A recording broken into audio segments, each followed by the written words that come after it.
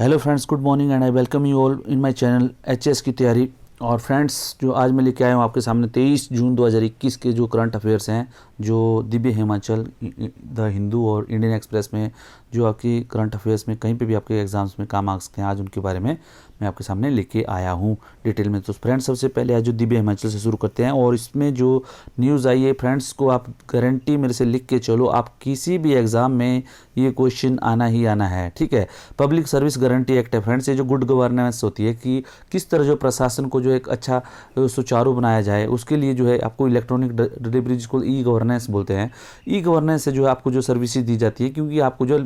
Minimum interface रहता है, आपको जो है अधिकारियों के पास जाना नहीं पड़ता, ऑफिस के चक्कर नहीं लगाने पड़ते हैं, सीधा ही आपका जो है मोबाइल में आपने जो भी है मोबाइल में आपने फॉर्म भरा और आपको जो सर्विसेज है आपके पास पहुंच जाएगी, उसको बोलते हैं ई गवर्नेंस। और उसी में जो है कुछ ऐसी सर्विसेज हैं लाइक अब आप एप्लीकेशन डालते हैं किसी डिपार्टमेंट में और आपको जो है विद इन जो है टाइम बाउंड, जैसे हो सकता है 3 दिन 5 दिन 7 दिन, जो भी उनका है उस विभाग का है जो कार्य प्रणाली है, उसके अनुसार जो है उसको जो है इतने जैसे किसी फिक्स टाइम के अंदर जो है वो सर्विस आपको देनी पड़ेगी। उसी को ही पब्लिक सर्विस गारंटी एक्ट बोलते हैं। और इसमें क्वेश्चन ये आता है कि कितने विभागों द्वारा दी जाती है, तो ये 34 विभागों द्वारा दी जाती है हिमाचल प्रदेश के। और उसमें कितनी सर्विसेज हैं? 248 सर्विसेज हैं, 248 सर्विसेज हैं। और इसमें फ्रेंड्स, जैसे आपने दिया कि कहीं आपको, अगर आप किसी शहर में रहते हैं और आपके यहाँ जो म्यूनसिपल कमेटी है, म्यूनसिपल कॉर्पोरेशन है, तो वहाँ पे अगर आप मान लो घर का नक्शा है, वो कितने दिनों के अंदर पास होगा, आपको पानी का कनेक्शन है कितने दिनों के अंदर लगना है, और आपके अंदर बिजली का कनेक्शन है वो कितने दिनों के लगना है, ये सब जो है इसमें पब्लिक सर्विस गारंटी एक्ट में इसमें दिया गया है, दिया होता है। अगर आपको उस समय के अंदर वो सर्विस नहीं मिलती है, तो फ्रेंड्स उसके लिए जो है जो भी अधिकारी जो गलत पाया जाता है, जिस भी अधिकारी ने या जिस भी विभाग ने आपको सर्विस नहीं दी होती है, उसके ऊपर जो 1,000 रुपये से लेके 5,000 रुपये तक का जुर्माना लगाया जा सकता है। तो फ्रेंड्स, ये जो इंपॉर्टेंट न्यूज़ है, प्लीज़ आप इस न्यूज़ को पढ़ लें और डिटेल में देख लें, ये जो आपके बहुत काम की है।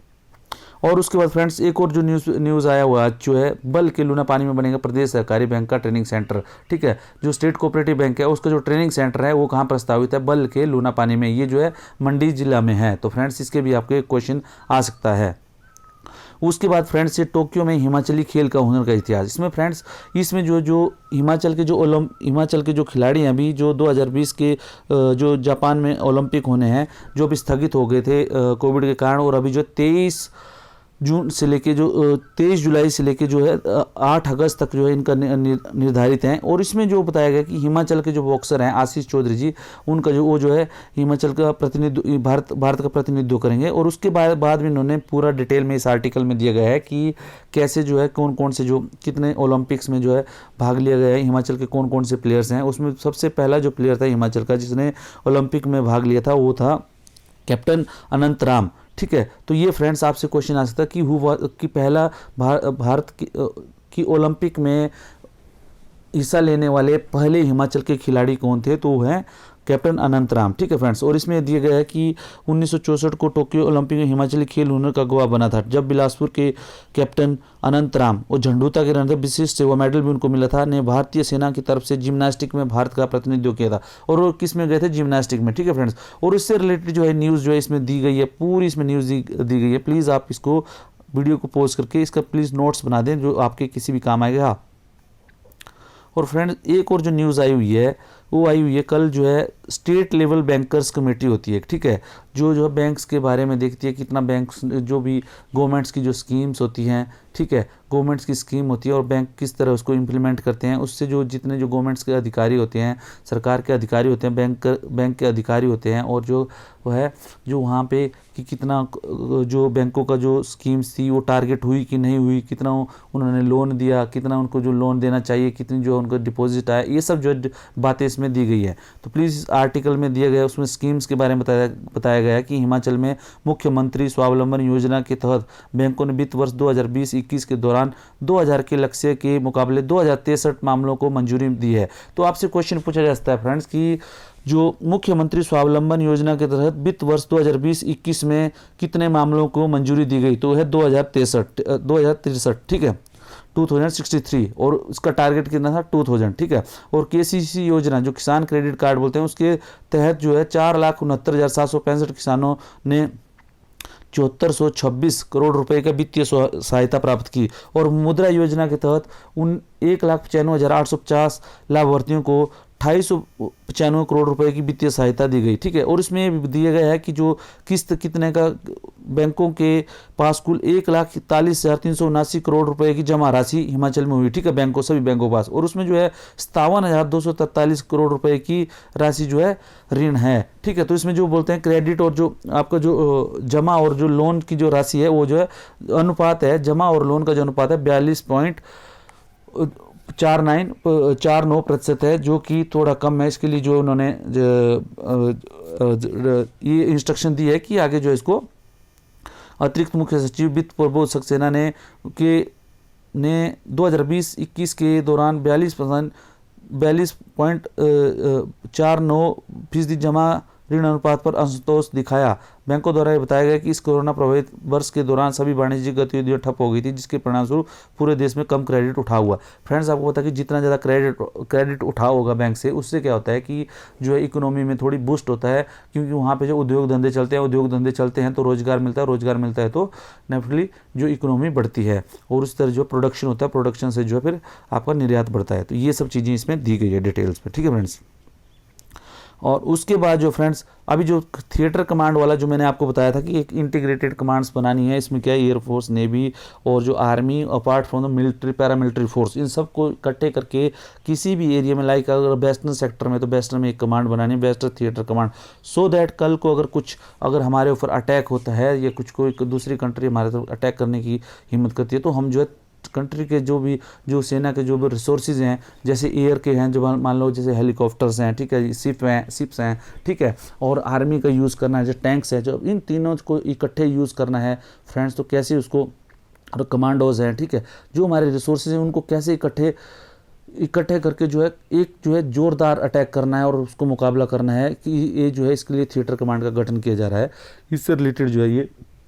आर्टिकल है, प्लीज़ आप इसको देख लें। उसमें बताया कि 4 जो थिएटर कमांड है वो इस साल के अंत तक जो है आ जाएंगी। इसमें जो रिजर्वेशन जो दिखाई कई जो जैसे जो एयरफोर्स जो है उन्होंने अपनी रिजर्वेशन बताई है कि किस तरह जो इसको जो कमांडर होना चाहिए इंटीग्रेटेड कमांड का, वो जो है रोटेशनल बेस पे होना चाहिए, वो एक ही फोर्स से नहीं होना चाहिए। और उसके नेम के ऊपर जो उन्होंने कुछ ऑब्जेक्शन की थी वो सब जो है सॉर्ट आउट कर ली गई हैं और इसी आर्टिकल में वो सब चीज़ें दी गई हैं। तो प्लीज़ आप इस आर्टिकल को भी देख लें, ये जो आपसे क्वेश्चन में पक्का यहाँ से बनेगा फ्रेंड्स। उसके बाद फ्रेंड्स बहुत ही इंपॉर्टेंट न्यूज़ आई है एक आज जो है जेनेटिकल मॉडिफाइड, ठीक है, रबड़, ठीक है, जेनेटिकल मॉडिफाइड रबड़ फ्रेंड्स, ये जो है वर्ल्ड में जो पहली बार जो है इसको असम में रोपित किया। क्योंकि आपको पता है जो रबड़ का पौधा है फ्रेंड, उसके लिए जो क्लाइमेट है, उसके लिए जो क्लाइमेट चाहिए वो चाहिए थोड़ा सा आपको गर्मी वाली क्लाइमेट चाहिए, ठीक है। उसमें क्या होता है कि वार्म ह्यूमिड जो वार्म ह्यूमिड क्लाइमेट चाहिए, ठीक है, थोड़ा सा जो वार्म और ह्यूमिडिटी वाली जो क्लाइमेट है वो होनी चाहिए। और उसमें जो है अमेजोन जो रिवर है अफ्रीका में, उसके जो फॉरेस्ट हैं इसके लिए जो है उपयुक्त हैं। लेकिन जो है अभी जो अगर आप इसको विपरीत परिस्थितियों में, जैसे कोल्ड रीजन में, अभी केरला में है, केरला में सबसे ज़्यादा रबड़ की खेती होती है। अब बोलते हैं कि नॉर्थ ईस्ट में जो है जेनेटिकल मॉडिफाइड जो प्लांट है रबड़ का वो उगाया गया, वो वर्ल्ड में पहला है, ठीक है। तो इसमें क्या किया गया था कि जो मैंगनीज कंटेनिंग सुपर ऑक्साइड डाइम्यूटेज, ठीक है, डिसम्यूटेज, ठीक है, ये जो है इसका मटेरियल जो है इसके अंदर जो है को जीन जो बोलते हैं, जो जीन है manganese containing super oxide dismutase, ठीक है, डिसम्यूटेज करके जो ये एक जो जीन है वो उसको इंसर्ट किया गया इसके अंदर, सो दैट जो है ये जो भी वहाँ की जो क्लाइमेट कंडीशन है नॉर्थ ईस्ट की उसके अनुसार जो ढल सके, ठीक है। तो जेनेटिकल मॉडिफाइड बोलते हैं इसको, जेनेटिकल मॉडिफाइड क्रॉप। और इसमें जो है आपसे पूछा जा सकता है कि भारत में जेनेटिकल मॉडिफाइड क्रॉप जो नए जो रबड़ का पौधा कहाँ पे लगाएगा, तो ये आपको बोले पता होना चाहिए कि नॉर्थ ईस्ट में जो है असम में, ये सॉरी मेघालय में लगाया गया है, ठीक है। और इसका जो है ये बोलते हैं कि ये सरुतरी जो फार्म है ये जो इसमें मेघालय में जो 22 किलोमीटर दूर है मेघालय शिलोंग से, ये जो वहाँ पे लगाया गया है, ठीक है। तो इससे रिलेटेड आपको पूछा जाए उसके जीएम आपको पूछा जाए कि जीन्स कौन सा है, ठीक है। तो manganese containing super oxide dismutase, ठीक है फ्रेंड्स, ये जो आपको न्यूज़ आ सकती है, ठीक है। उसके बाद जो है ईरान में आपको पता है कि नए राष्ट्रपति का भी चुनाव हुआ है, उनका नाम इब्राहिम रईसी हैं, और वो जो है वहाँ के जो है चीफ जस्टिस भी थे वहाँ के सुप्रीम कोर्ट के। और उसमें जो है आपको पता है कि ईरान और यूएस की आपस में ये तनतनी चलती रहती है, और जो है इसके उन्होंने बताया है कि जो उन्होंने जब उनके प्रेसिडेंट का इलेक्शन हुआ जब ईरान के, तो उन्होंने यूएस का बयान आया कि ये जो सारा जो है ये जो है मैनेज है मतलब जो वहाँ की गवर्नमेंट द्वारा मैनेज्ड है, और ये जो इसमें कोई फ्री एंड फेयर इलेक्शन नहीं है। तो उसके अगेंस्ट में ही उन्होंने बोला कि ये जो है हमारे जो ईरान के मामलों में यूएस को इंटरफेयर नहीं करना चाहिए। लेकिन फ्रेंड्स आपको पता है कि इससे इंडिया के ऊपर क्या, आपको पता है कि इंडिया का ईरान में उसमें बहुत ज़्यादा इन्वेस्टमेंट है, ठीक है, बहुत रिलेशंस अच्छे थे। लेकिन अभी जो यूएस ने उसके ऊपर सैंक्शन लगाए हैं, तो जो ईरान से जो ऑयल की सप्लाई है अभी वो जो इंडिया जो है ईरान से ले नहीं रहा है, और उसमें अभी आई थिंक फ्यूचर में भी ऐसे सैंक्शंस लगने वाले हैं जिससे जो है ईरान के साथ जो रिलेशन है, जो चाबहार पोर्ट है ईरान में, वो जो है प्रभावित हो रहा है, ठीक है, और उसका फ़ायदा कौन, चाइना उठा रहा है। तो प्लीज़ फ्रेंड्स ये सब चीज़ें जो है अभी जो आने वाले इसमें जो भी न्यूज़ है इस पर नज़र रखोगे आप, तो आपका जो इंटरनेशनल अफेयर्स वाला है वो आपका टॉपिक अच्छी तरह कवर हो जाएगा, ठीक है। और उसके बाद जो यूएस ने जो 55 मिलियन जो वैक्सीन डोजेज जो है ग्लोबली देनी है, उसके उन्होंने एक कमिटमेंट किया हुआ है। और G7 ने जो है G7 और यूके ने लास्ट वीक जो प्रेसिडेंट जो बिडेन थे उन्होंने अनाउंस किया था कि 500 मिलियन जो डोजेज हैं वो जो है फाइजर जो बायोटेक है वैक्सीन उसको लो और मिडिल इनकम कंट्रीज में उसको देगी, और G7 ने 1 बिलियन डोजेज का कमिटमेंट किया था। और फ्रेंड्स आप पता इसमें जो वर्ल्ड हेल्थ ऑर्गेनाइजेशन है बोल रहा है कि 11 बिलियन जो वैक्सीन हैं, 11 बिलियन डोजेज की जो वर्ल्ड को ज़रूरत है, जब ये डोजेज पूरी हो जाएंगी तो फुल वर्ल्ड जो वैक्सीनेट हो जाएगा। तो फ्रेंड्स यू कैन कीप ये आई ऑन सच न्यूज़ ऑल्सो, ठीक है फ्रेंड्स। और इसके बाद जो तालिबान ने क्या किया, मैं बोला था आपको फ्रेंड्स कि जैसे यूएस ट्रूप्स का विड्रॉल हो रहा है तो कंटिन्यूसली वो जो है वहाँ पे जो है अटैक कर रहा है, जो भी वहाँ पे इंस्टॉलमेंट है। और अभी जो कुंदुज करके एक प्रोविंस है जो अफगानिस्तान और ताजिकिस्तान जो इंटरनेशनल बॉर्डर है उसमें जो क्रॉस करने वाली पोस्ट है उसको भी उसने तालिबान ने कब्जा कर लिया है। तो फ्रेंड्स ये जो है आप देख सकते हो कि किस तरह वो जो एक वहाँ पे कितना भारी हो रहा है, वहाँ की फोर्सेस है उसको कंट्रोल नहीं कर पा रही है।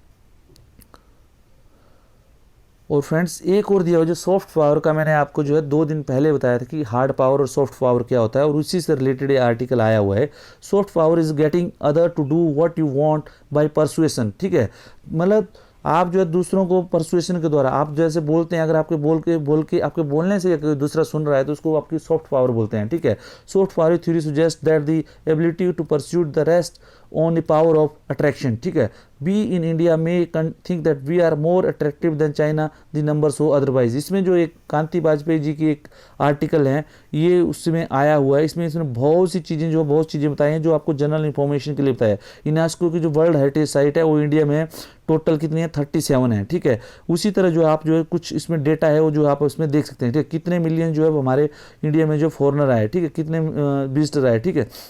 और कितनी हमारे जो रैंकिंग्स हैं डिफरेंट स्टैटिक्स में वो किस तरह, और सॉफ्ट पावर को और हार्ड पावर को मेजर करने के क्या क्या तरीके हैं, ठीक है। इसमें लोवी जो इंस्टीट्यूट है ऑस्ट्रेलिया में उनका एक जो है रिसर्च आई है, उन्होंने बताया है कि किस तरह मेजर किया जाता है, इसको किस तरह नहीं किया जाता है, ये सब जो इस आर्टिकल में दिया गया है, ठीक है। तो प्लीज़ आप जो इस आर्टिकल को देख लें, इसका एक जो है नोट्स बना लें फ्रेंड्स, ये आपके बहुत इंपॉर्टेंट काम का है, ठीक है फ्रेंड्स। ये जो इसमें डिटेल में मैंने आपको दिया हुआ है आर्टिकल, ठीक है। The writer is the author of India versus China why they are not friends, ठीक है। ये जगह नोटबुक्स की एक बुक्स है, इन्होंने ये राइटर हैं, इन्होंने जो है ये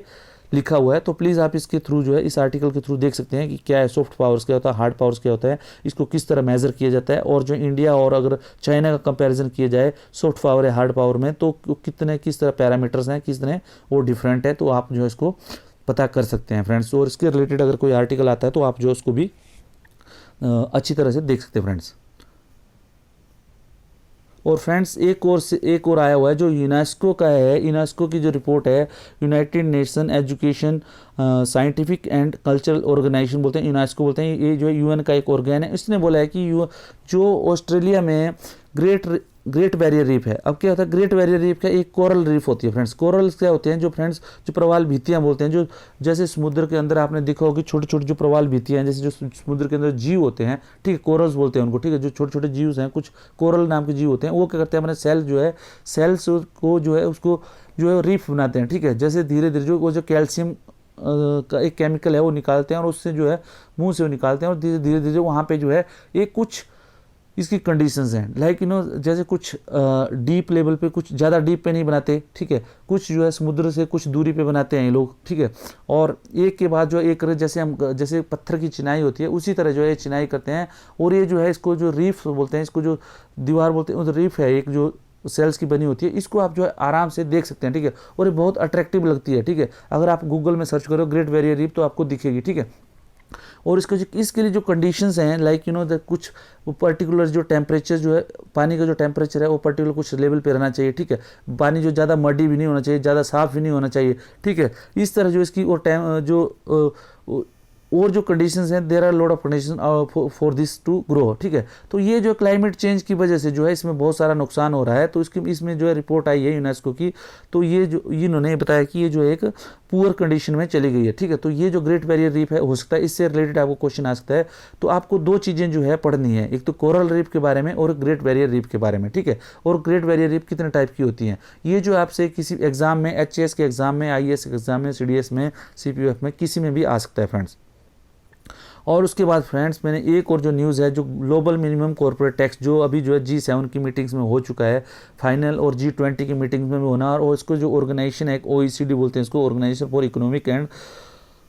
इकोनॉमिक कॉर्पोरेशन एंड डेवलपिंग, जो नॉन गवर्नमेंट एक ऑर्गेनाइजेशन है, ये जो है इसको डील कर रहा है कि जो मिनिमम टैक्स होना चाहिए जितनी भी कंपनीज है वर्ल्ड ओवर जो है, इसमें एक जो फर्स्ट जो पिलर उन्होंने डिसाइड किया है कि